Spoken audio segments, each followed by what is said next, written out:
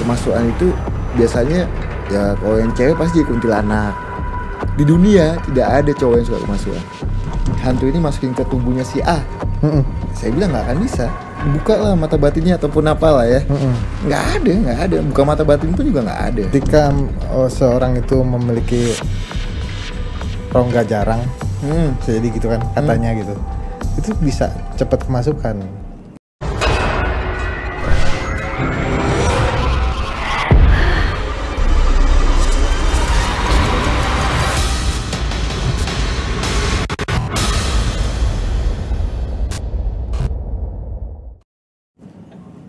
Assalamualaikum warahmatullahi wabarakatuh. Selamat malam Sobat Kumis. Gimana kabarnya malam Jumat ini? Semoga dalam keadaan yang sehat walafiat ya, amin. Balik lagi bersama saya Oik di podcast Kumis Kupas Mistis, acara yang bahas tentang hal-hal mistis sekitar kita. Tema kita malam hari ini yaitu mediumisasi, mitos atau nyata. Jadi mungkin pembahasan kali ini akan bahas tentang kerasukan ya, atau kemasukan gitu. Dan saat ini telah hadir di studio kita, tamu kita istimewa. Beliau bisa dibilang seorang pakar spiritual. Mari kita sambut Mas Den Ananda. Siap. Assalamualaikum Mas Den. Waalaikumsalam. Mampir lagi nih. Iya. Kalau Mas Den mampir pasti ada aura yang berbeda ya. Sama aja. Apa kabar? Alhamdulillah baik Mas. Lagi sibuk apa? Masih sama aja. Masih sama aja. Masih sama kayak sebelum-sebelumnya lah. Oh, mau umroh lagi jangan-jangan? Mudah-mudahan kalau ada waktu, ada uang, pengen lagi. Amin. Mas, kita mau bahas tentang mediumisasi nih. Siap. Maksudnya itu apa sih? Mediumisasi itu kalau yang saya ketahui, bahkan yang banyak dikenal itu adalah komunikasi dengan makhluk gaib, tapi dengan memasukkan ke tubuh manusia. Komunikasinya disebutnya mediumisasi. Medium itu apa sih? Kita menjadikan medium. Sasinya komunikasi. Oh, seperti Iya, itu. lebih ke sana, lebih ke segi untuk apa ya, komunikasi dengan hal gaib tapi dimasukkan ke tubuh manusia. Ke tubuh orang. Kita, ya. Nah, menurut Mas Den sendiri nih ya, yang menyebabkan orang bisa kerasukan itu apa?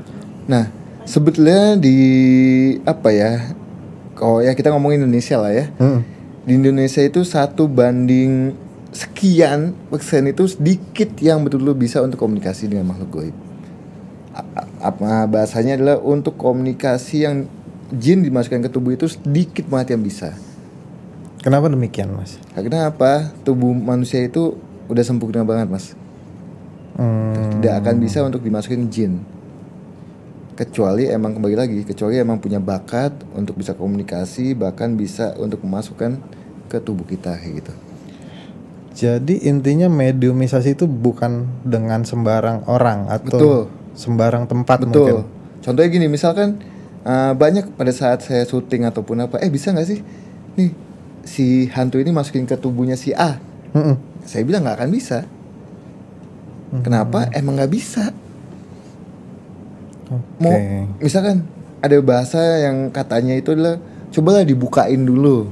Oh iya. Ya kan, dibukain dulu supaya dia bisa kemasukan. Nggak akan bisa. Karena apa yang mau dibuka gitu? Yang mau dibuka itu apa? Gitu kan. Katanya apa? Misalkan buka lah mata batinnya ataupun apalah ya. Nggak ada. Buka mata batin pun juga nggak ada. Kayak gitu. Seru nih. Buka mata batin itu juga nggak ada. Yang saya tahu kan memang ketika seorang itu memiliki rongga jarang, jadi gitu kan katanya gitu, itu bisa cepat kemasukan. Enggak, itu hanya mitos saja. Itu hanya mitos. Yang saya ketahui, saya kan asli Jawa juga. Itu hanya mitos saja. Kembali lagi, sangat sulit untuk jin gaib untuk masuk ke tubuh manusia itu sangat susah banget. Kecuali punya bakat. Tidak setiap yang awam mudah dimasukin, nggak akan bisa. Kan ada statement juga bilang ketika badan lagi nggak fit atau kita lagi lelah gitu atau banyak pikiran, bisa dibilang stres gitu, gampang kerasukan. Nggak, itu segi emosional aja, Mas. Jadi gini, manusia itu punya psikis yang dimana kita capek, kita banyak pusing dengan hal sesuatu di kehidupannya ataupun apa, sehingga bisa kan terkadang manusia itu numpukin ya mas, numpuk, ada masalah ditumpuk, nggak selesai masalahnya, tiba-tiba meledaklah hal itu. Nah seakan-akan pada saat ledakan itu seakan-akan dia ngamuknya kayak apapun, bahkan bisa dibilang oh bukan dia nih, tapi itu bukan kemasukan, tapi segi emosional aja, segi emosi yang dituangkan dengan hal seperti itu. Banyak kok itu. Berarti memang saya pernah dengar gitu, maksudnya macam-macam kerasukan pun ada macam-macamnya gitu. Ya.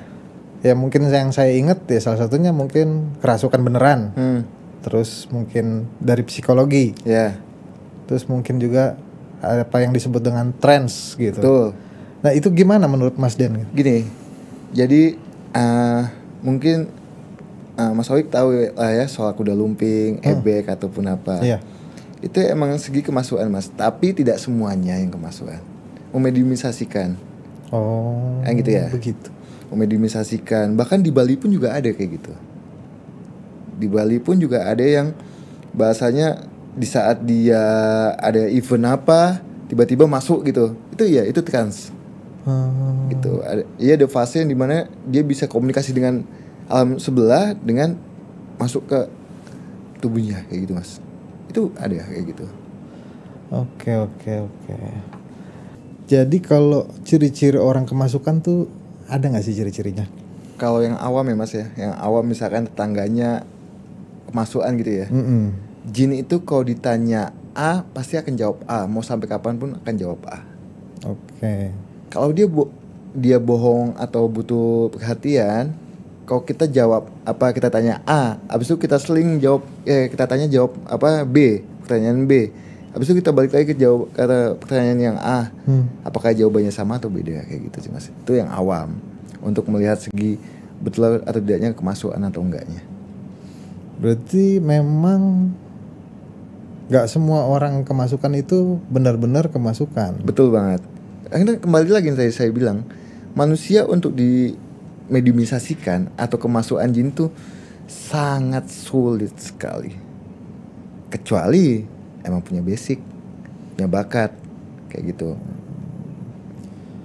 Kalau misalkan yang awam gitu sangat susah mas, bahkan bisa dibilang saya bisa pastikan itu tidak bisa. Mas Den pernah punya nggak pengalaman ketika melihat orang yang kemasukan beneran? Oh iya. Seperti apa? Iya, jadi dulu saya punya tetangga. Punya tetangga dan itu pembantu. Jadi tetangga saya punya pembantu.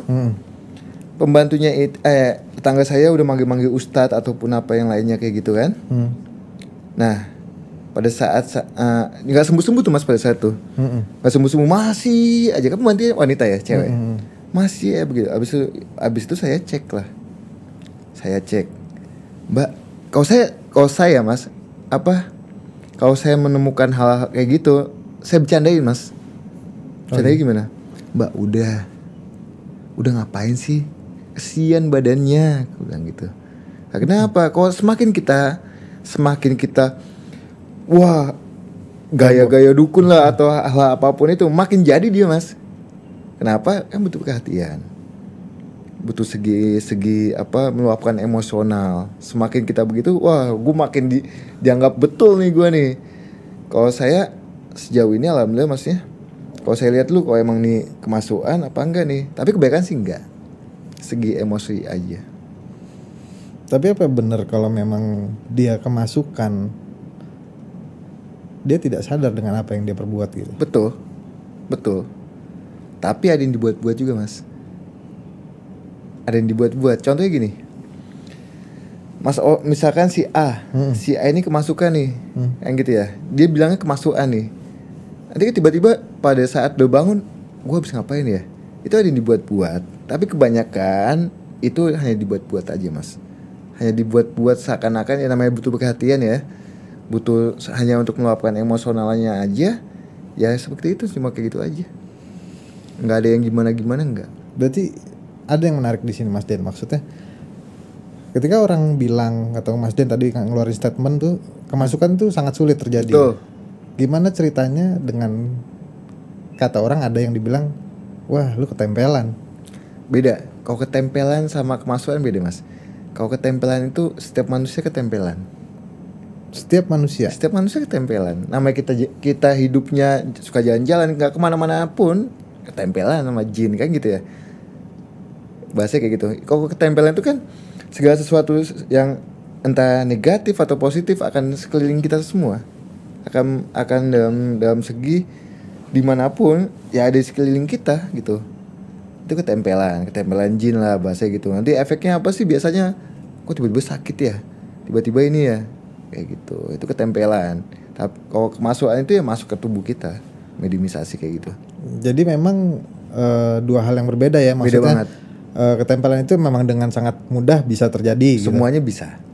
Makanya pulang kan, jangan pulang cuci kaki ya, bahasa gitu lah ya, cuci kaki, cuci muka, mandi lah kalau bisa, wudu. Ya itu cuma buat hal menghilangkan segi hal yang negatifnya aja. Gitu. Itu ketempelan. Tapi memang apakah orang yang kerasukan tuh selalu nangis-nangis atau teriak-teriak? Apa memang seperti itu, Mas? Makanya saya, kalau untuk kemasukan itu enggak kayak gitu, Mas. Oh, kayak gimana? Kalau kemasukan itu gini loh. Ini kita ngomongin gini ya. Mesti dibedakan kemasukan sama mediumisasi. Oh, ini dua hal berbeda juga. Beda. Kalau kemasukan itu adalah ya kayak kesurupan kayak gitu ya. Kalau mediumisasi kita menjadikan medium badan kita. Medium yang membolehkan makhluk gaib untuk masuk ke tubuh kita untuk bisa komunikasi sama lawan kita. Ya. Nah gitu ya. Kalau kemasukan itu adalah hal sesuatu yang tiba-tiba kayak gitu, Mas.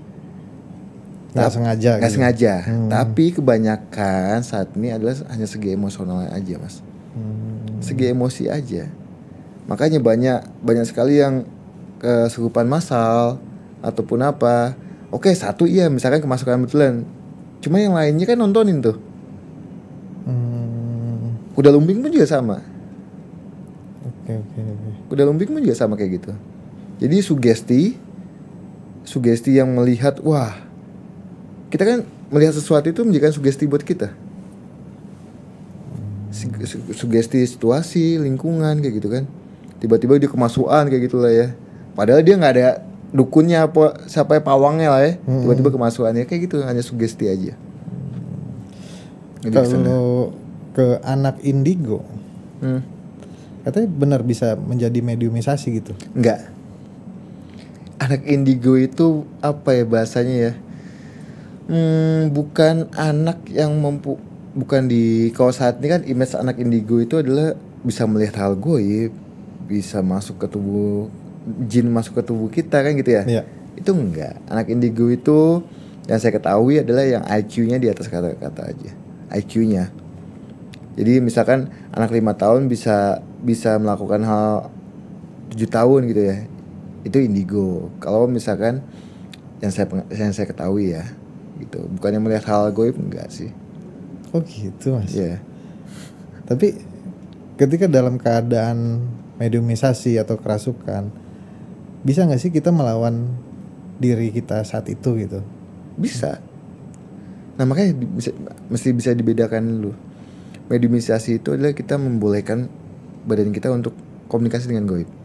Itu mediumisasi. Itu yang biasa saya lakukan. Untuk kemasukan, kalau kemasukan itu nggak bisa kita lawan, kan tiba-tiba masuk nih, Mas. Kasuan kayak gitu. Tapi kebanyakan kan sedikit banget yang ngalami hal kayak gitu, Mas. Sedikit banget. Kecuali emang di tempat wingit, contohnya di gunung punya pantangan. Ada pantangan sesuatu yang lu jangan ke camp ini kalau misalnya lagi datang bulan ataupun apa. Tiba-tiba yang datang bulan itu tetap memaksakan untuk ke camp si A, camp yang A ini yang nggak dibolehkan, itu ada pantangannya. Itu bisa kemasukan. Bisa kemasukan. Makanya ada sikon yang betul-betul bisa kemasukan, Mas. Ada sikon yang betul-betul nggak bisa kemasukan. Makanya saya bilang sedikit banget yang betul-betul bisa kemasukan. Atau bahkan sedikit banget yang betul-betul bisa untuk mediumisasi. Berarti intinya Mas Den ketika ngelihat orang kemasukan ataupun mediumisasi itu sendiri ya, melihat kondisinya dulu ya. Oh iya, Faktor-faktor pendukungnya ada nggak nih gitu? betul.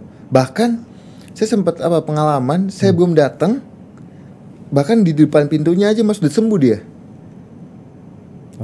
Akhirnya gini, jadi saya punya pengalaman, saya ditelepon bahwa ini ibunya ini kemasukan gitu Mas. Kan si anak itu nelpon depan ibunya, dan ibunya tahu saya. Wah si Den nih bisa nih. Pada saat saya mau datang tiba-tiba sembuh. Tuh itu hanya segi emosional aja. Kalau kemasukan mau saya datang ataupun apa ya nggak sembuh kan gitu ya bahasanya. Mau saya datang sampai saya benahin betul-betul ya pasti kan akan gitu-gitu aja gitu Mas. Tapi memang dari segi orang yang kemasukan itu ada nggak sih efek samping kayak badannya pada sakit lah mungkin? Betul. Kalau kita ngomongin soal mediumisasi ya Mas ya, mediumisasi itu efeknya pasti ada. Yang pertama adalah efek fatalnya gila. Yang keduanya lupa ingatan. Yang ketiganya suka sakit-sakitan.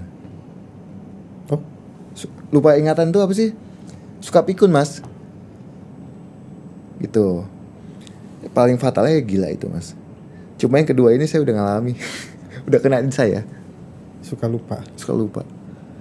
Berarti memang Mas Den ini bisa dibilang bisa melakukan mediumisasi. Iya. Mediumisasi itu pun saya butuh waktu lama Mas. Butuh waktu lama. Soalnya gini, saya kenapa mencoba untuk bisa memediumisasikan di tubuh saya setiap manusia punya bakat. Punya bakat. Apa sih bakat yang kita bisa kembangkan? Gitu ya. Setiap manusia itu punya bakat. Apa yang bisa kita kembangkan? Apa yang bisa bermanfaat buat kitanya? Habis itu apa yang bisa menguntungkan buat kita? Misalnya kayak gitu ya. Nah pada saat itu saya mencoba untuk gue bisa gak sih komunikasi dengan goib? Gitu lah ya. Masuk ke tubuh. Dicobanya itu pada saat sama ustadz saya di Cilincing. Sama ustadz saya di sana. Pertama kali ya? Berarti? Pertama kali banget. Memediumisasikan namanya jin yang khodam yang ada di pusaka itu Mas. Khodam yang ada di pusaka itu. Saya coba itu masuknya itu kayak gini Mas. Kayak di badan nih Mas. Kayak dihantam gitu Mas. Udah hilang kita. Gak sadar? Ngeblank. Ngeblanknya gimana ya? Susah dibayangin sih ya. Ngeblank aja udah. Orang lain lihat? Ya itu kayak kemasukan, entah dia komunikasi ngomong dia. Cuma kalau setelah kita sembuh ditanya, Tayu ngomong apa? Nggak tahu. Itu awal mulanya saya bisa untuk mediumisasi ya itu. Awal mulanya banget. Abis itu saya kembangin. Ternyata kalau mediumisasi itu lebih baik di los itu dilepaskan aja badannya. Ada yang bisa ditahan, ada yang bisa enggak nih. Terkadang nih kalau yang kita tahan itu nanti malah nggak enak di badan kayak gitu Mas. Lebih ke sana. Berarti memang ada cerita seperti ini, orang yang sudah pernah kemasukan itu bakal gampang kemasukan. Selebihnya bakal gampang kemasukan gitu ya. Itu emang itu kalau pandangan saya hanya mitos saja Mas. Hanya mitos saja. Jadi kembali lagi, kecuali yang punya bakat. Yang bakatnya apa sih? Ya bisa komunikasi dengan hal kayak gitu. Dari awal udah begitu. Kalau dari awal udah punya bakat kayak gitu ya mau sampai kapan pasti bisa kayak gitu. Tapi dia hanya menyampaikan pesan. Kalau dia mendem nih, bahasanya kalau di Jawa itu mendem ya. Kalau dia udah mendem pasti akan ada omongan-omongan segi nasihat, masukan kayak gitu Mas ke sekelilingnya. Lebih kayak gitu. Tapi intinya kerasukan itu bisa menyebabkan hal yang bahaya nggak sih? Seperti mungkin lagi kerasukan atau mediumisasi itu orang tersebut melakukan bunuh diri kah gitu? Contohnya gitu. Kalau mediumisasi itu enggak, tapi hanya melukai fisik aja. Karena apa? Kembali lagi goib itu kan sebebasnya dia. Kalau udah masuk ke tubuh manusia sebebasnya dia mau ngapain. Tapi kalau nyampe yang bahasanya lompat dari gedung itu hanya bisikan aja Mas. Bisikan seakan-akan itu nama apa ya? Kalau saya lupa segi psikologisnya apa, tapi suka ada yang ngebisikin udah lompat aja dibandingkan lu hidup nyusahin kayak gitu. Nah, dia mengikuti hal kayak gitu, tapi bukan kemasukan. Lebih psikologi berarti. Ya, lebih ke segi psikologis kayak gitu. Oke. Di luaran sana kan juga ada yang orang punya bisa dibilang tulang wangi gitu. Oke. Itu sama nggak sih, apa bedanya gitu sama rusuk renggang tadi yang saya bilang? Beda. Jadi tulang wangi itu adalah ada weton-weton tertentu yang menentukan si A ini tulang wangi, Mas. Tulang wangi itu bukan kemasukan, enggak. Bukan gampang kemasukan ya, enggak. Tapi hanya disukain jin, dan dia itu punya pemikat. Kalau di Jawa itu. Kalau dilihat sama siapapun kok enak banget ya, bagus gitu. Punya wibawa, misalkan karismatik kayak gitu. Lebih ke sana. Oh, segi tulang wangi. Jadi tulang wangi itu bukan yang suka kemasukan itu enggak. Tapi emang disukain jin. Karena keistimewaannya dia. Itu istimewa. Itu emang apa ya? Kalau yang punya tulang wangi itu istimewa banget. Mulai kenapa bisa istimewa? Keberuntungan ngebawa sesuatu hoki. Si tulang wangi ini habis itu mempunyai daya pemikat yang kuat. Yang ketiga mempunyai apa ya, wibawa atau karismatik yang bagus, kuat banget. Sama masih banyak hal lagi soal kehokian atau keuangan kayak gitu. Tapi bisa dijelasin nggak, seseorang memiliki tulang wangi itu apakah turunan kah atau ada ciri-cirinya gitu? Kalau tulang wangi itu kebanyakan ya yang saya tahu, jadi kan ada wetonnya, Mas. Kemis kliwon atau kemis legi ataupun apa. Nah, saya kalau misalkan soal tanggal-tanggal itu saya nggak paham. Tapi emang ada waktu tertentu yang apa ya, bahasanya adalah dia itu jadi tulang wangi, Mas. Jadi tanggal sekian, bulan sekian, ini sekian, itu si si kitanya itu jadi tulang wangi kayak gitu, Mas. Lebih ke sana sih. Cuma kalau misalkan kapan-kapannya saya nggak paham juga. Tapi kan banyak yang bilang juga tulang wangi itu sudah ditemani dari jabang bayi gitu. Ada teman goibnya. Ya, sebenarnya semua juga temenin sama temen goib. Oh, semua nggak tulang wangi pun juga temenin sama goib. Jadi tulang wangi itu ya cuma lebih istimewanya itu aja, Mas. Disukain jin lah bahasanya, karena wanginya itu. Yang kedua, keberuntungannya, membawa hoki. Yang ketiga, mempunyai daya pemikat yang wah banget, yang bagus banget. Habis itu wibawanya, karismatiknya itu lebih ke sana. Tapi kan di sini tadi Mas Den bilang daya tarik goib ya, bisa dibilang gitu ya. Kira-kira apa sih yang membuat tulang wangi itu memang benar-benar disukai gitu? Ada nggak sih yang bisa dijelasin di situ gitu? Kalau itu saya nggak paham ya. Akhirnya saya belum, maksudnya saya belum mendalami hal tulang wangi kayak gitu. Tapi sedikitnya seperti itu, Mas. Sedikit yang saya yang saya pahami. Berarti memang tulang wangi itu tidak membuat seseorang gampang kerasukan ya sebenarnya? Bukan. Saya pastikan bukan. Oke. Saya pastikan bukan. Kalau menurut saya kan memiliki daya tarik gaib nih, bisa dibilang Mas Den sendiri ya gitu ya. Sebenarnya Mas Den sendiri tulang wangi bukan kalau bisa dibilang? Kalau saya sih enggak ya. Tapi saya punya bakat aja sih, Mas. Bakat yang dikasih sama eyang saya dulu. Eyang saya dulu punya kelebihan punya bakat ininya ke saya. Turunnya ke Mas Den. Iya, lebih ke sana. Cuma kalau saya ini tulang wangi sih enggak ya. Tapi Mas Den sendiri pernah nggak nemuin orang yang tulang wangi itu sendiri? Sejauh ini belum. Sejauh ini selama hidup saya belum saya temuin. Itu yang makanya saya masih belum bisa mengetahui banget tulang wangi itu kayak gimana sih. Cuma sekilas aja yang saya pahami. Karena sejauh ini saya belum nemuin tuh, Mas, yang betul-betul tulang wangi ya. Akhirnya juga itu sedikit banget kemungkinan. Maksudnya kita agak sentil sedikit nih ya untuk pengetahuan sobat-sobat kumis di rumah gitu. Ini kan kalau bisa dilihat ketika tayangan itu berbau mistis gitu, yang terlihat itu kerasukan itu wah banget ya. Wah dan gampang gitu loh maksudnya. Menurut Mas Den sendiri gimana? Sebenarnya gini, Kalau setiap tayangan, setiap ataupun konten ataupun apa, ya itu yang disajikan karena penonton suka. Oke. Mau dia gimmick ataupun apa, ya itu urusan belakang. Yang penting penonton suka, kan gitu ya. Karena kembali lagi untuk memediumisasikan goib atau bisa dibilang kemasukan goib itu sulit sekali, nggak mudah. Tapi namanya kebutuhan tayangan, kebutuhan konten, apapun bisa dilakukan kan kayak gitu. Entah betul atau enggaknya kembali lagi ya, cuma hanya hiburan semata. Jangan dipercaya, jangan percaya atau enggaknya kembali lagi ke penontonnya kayak gitu.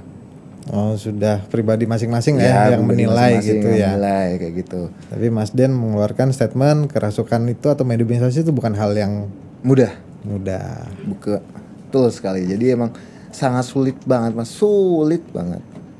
Saya pun kalau diminta pada saat syuting gitu, kembali diminta tolong untuk masukin izin ke si A, nggak bisa, saya bilang nggak akan bisa. Terus gimana ceritanya nih kalau misalnya ada orang mengalami belajar satu keilmuan gitu yang dibilang oh gue isi ya gitu, gue masukin ya. Nah itu. isi itu beda Mas. Isi itu apa sih? Ada yang isi hodam, oke. Ada yang isi energi. Oh gitu ya. Gitu. Kembali lagi apa yang diisi? Misalkan gue isiin dong, gue buat kebal nih. Ada yang energi, ada yang hodam. Nah hodam itu kan bukan dimasukin ke tubuh Mas, tapi hanya di sekelilingnya aja. Jin itu tidak akan bisa masuk ke tubuh kita. Kembali lagi, jin, setan itu tidak akan bisa masuk ke tubuh kita, tapi di sekelilingnya, yang menimbulkan efek kebal ataupun yang lainnya, pengasihan apa untuk uang ataupun yang lainnya. Kalau di luar sana gitu ya, yang mungkin tayangan di TV sendiri waktu itu pernah menyajikan ketika seseorang pernah mendalami satu keilmuan, terus tiba-tiba di kemudian harinya nih sekarang nih banyak mengalami gangguan nih, akhirnya di ruqyah lah gitu. Oke. Nah gini, kita itu wadah, kita punya wadah. Kalau dicontohkan kayak kita punya handphone, ada kapasitasnya, kayak gitu. Kalau tuh handphone dicas mulu, bisa mengakibatkan meledak. Sama kayak kita, wadah itu punya kapasitasnya Mas. Kita mengamalkan sesuatu itu pasti wajib ada pembimbingnya.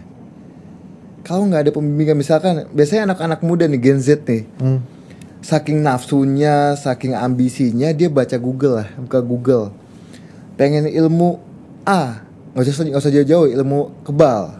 Anak-anak laki-laki Gen Z itu kan pengennya ilmu kebal kayak gitulah. Dibaca lah kan di Google itu banyak banget Mas. Mau ilmu kebal, ilmu pengasihan, ilmu yang lainnya lah, itu banyak sekali bacaan.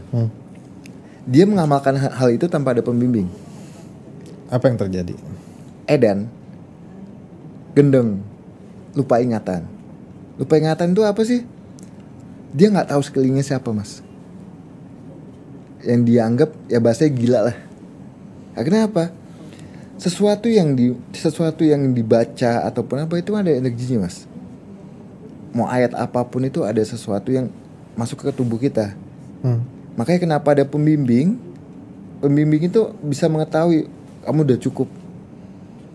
Ada yang maintenance, kamu udah cukup, udah nggak usah mengamalkan ini lagi, udah cukup, udah itu aja, kayak gitu. Kalau kitanya ambisi gue pengen lagi, itu akibatnya gila. Oh gitu. Akhirnya apa ya? Kembali lagi gitu. Ini wadah Mas. Segala sesuatu yang kita baca itu ada energinya yang masuk ke tubuh kita. Berarti bisa dibilang itu energi ya? Iya. Bukan berbentuk makhluk. Bukan. Gitu. Bukan. Makanya saya contohkan kayak handphone itu. Handphone dicas, udah tahu wadahnya sekian, dicas mulu, baca kan, baca yang lain, meledak lah. Sama, kita pun juga sama kayak gitu. Sama. Berarti memang di sini dibutuhkan guru ya berarti. Oh iya, itu udah pasti wajib banget. Kalau nggak ada itu jangan. Ya, masalahnya apa? Gen Z tuh pengen mudah. dianggapnya mudah mas. Segala mengamalkan sesuatu itu ilmu kebal, ilmu pengasihan ataupun yang lainnya itu kayak gampang banget gitu. Kalau Gen Z ya, mindsetnya Gen Z kan kayak gitu. Padahal itu sulit. Butuh laku yang dijalankan, butuh pembimbing. Apa salah nih laku yang kita jalankan atau enggak gitu. Mesti ada pembimbingnya. Iya. Kalau via Google mah semua bisa, tapi jadi gila iya. Iya. Karena Jadi sakti enggak jadi gila iya. Nggak sesuai sama kapasitasnya. Betul banget. Iya kalau emang dengar cerita-cerita orang dulu pun ketika mau ngelakuin sesuatu gitu, mendapatkan suatu keilmuan kan, ya ngelihat dulu nih orang bisa nggak nih. Betul. Baru kayaknya bisa nih. Ya udah puasa dulu. Iya. Gitu. Betul. Mesti kayak gitu mas. Makanya ya apa ya bahasanya ya, untuk saat-saat ini ya kebanyakan Gen Z tuh. Gen Z ya? Gen Z apa Gen Z lah. Itu. Oke. Lebih ke sana sih. Ini kalau reperpan itu atau ketindihan itu masuknya apa? Ketindihan itu ada faktor kesehatan sama dulu ketindihan. Kesehatan itu gini, kalau segi medisnya adalah kita kan punya tubuh bisa capek mas. Benar. Ya kan bisa tubuh bisa capek, tapi kita nggak tahu tubuh kita udah capek, udah full nih, udah waktunya istirahat gitu, tapi dipaksa. Yang gitu. Pada saat dia mau istirahat terjadilah kayak gitu ketindihan. Padahal itu medis. Jadi mau istirahat nggak bisa mas, kayak seakan-akan kayak ketindihan gitu. Ada yang betul-betul ketindihan. Ketindihan itu apa sih biasanya kan gitu ya? Biasanya kan kalau yang yang pada umumnya yang ditindihi makhluk hitam tinggi gede di atasnya yang bikin kita ngap tuh. Benar. Saya pernah ngalami ketindihan mas. Dan itu apa? Itu sosoknya gede, hitam gede. Itu saya nggak bisa nafas. Saya nafas. Makhluk Gaib. Itu kelihatan. Hitam, gede banget, nindihin saya kayak gitu. Nindihin saya, itu saya bisa lepasnya itu pada saat saya membaca amalan saya lah. Itu mulut nggak bisa ngapa-ngapain mas. Mulutnya nggak bisa ngucap itu. Bisanya cuma pakai hati doang. Ngebatin baca amalan itu, ada sesuatu yang ditembakkan lah kayak gitu. Itu betul saya ngalami ketindihan tuh. Oke. Lebih kayak gitu. Tapi gangguan jiwa juga selalu dikaitkan dengan kerasukan. Boleh dijelaskan nggak? Nah gangguan jiwa itu lebih simpelnya apa ya mas ya? Psikis ya lah ya. Psikis. Gangguan jiwa itu kan, kenapa sih bisa gangguan jiwa kayak gitu ya? Karena segi emosi mas. Emosional yang misalkan dia punya traumatik di kehidupannya, suka disakiti ataupun yang lainnya kayak gitu. Yang ditumpuk meledak. Iya kalau ada solusinya, kalau nggak ada kayak gitu. Makanya ada gangguan jiwa ya. Tapi gangguan jiwa itu mudah diobatin dengan apa? Dengan pendekatan pelan-pelan. Dengan kalau medisnya itu ya apalah saya nggak tahu kalau medisnya, tapi kalau yang saya pengalaman saya dideketin pelan-pelan aja, komunikasi baik-baik, kenapa sih kayak gini gitu, itu bisa. Berarti emang yang dibenerin itu kebanyakan berarti psikisnya ya? Betul banget, psikisnya yang kena mas, bukan karena goib ya. Karena kalau misalkan gangguan jiwa disebabkan sama goib, enggak. Oke. Dan makhluk halus yang bisa dan masuk ke tubuh manusia akhirnya menyebabkan kerasukan itu biasanya tuh berjenis apa? Kalau kemasukan ya. Nah, kan ini ada yang bilang ketika singa macan. Saya penunggu sini gitu ya. Ataupun aing mau aing apalah, aing inilah kayak apa gitu ya. Apa tuh jenisnya, jin atau apa? Jin mas. Tapi ini makanya mesti dibedakan kembali lagi mediumisasi sama kemasukan ya.